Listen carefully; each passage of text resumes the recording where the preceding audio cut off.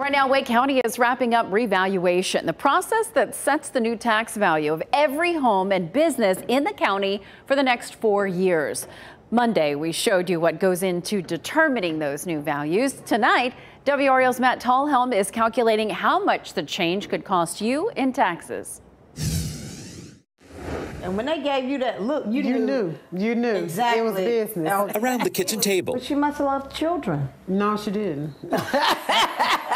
Julia Daniels and Joni Coburn share stories of grandkids. Girl, he will read you. Everywhere he goes, he has a book. And a lifetime of memories growing up in the Rochester Heights neighborhood, where they now own their childhood homes. They say, do you have an HOA?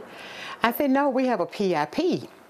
Oh, that's cool. What is that? I said, it's called pride in your property. They're maintaining the homes their parents built here long before Raleigh topped the lists of places to live. You like to hear it, but you also think in the back of your mind, what is that going to cause for us? The last revaluation brought a shock when Daniels opened her tax bill. It was almost a $500 jump.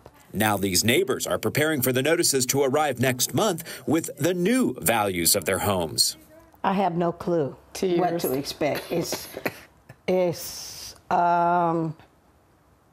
mind-boggling. Since the county is still reviewing sales until the last day of December, we don't know how much of an increase the revaluation will bring. But let's say home values go up 30%. A $400,000 home would now be valued at $520,000. Your tax bill would go from $2,628 to $3,416. That's a $788 increase at today's tax rate. County commissioners would need to lower that by 15 cents for your tax bill to stay the same.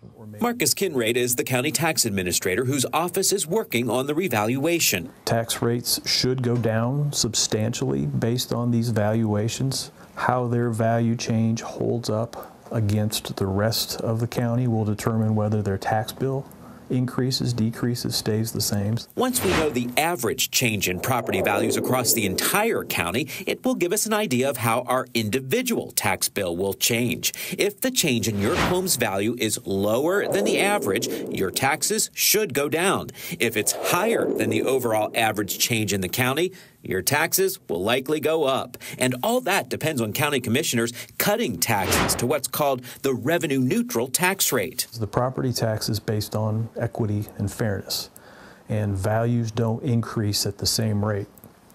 Within neighborhoods, within communities, from the west side of Wake County to the east. In this revaluation, Kinraid says the county is concentrating on fairly pricing homes where the owner has lived in them 40 to 50 years and is unlikely to sell.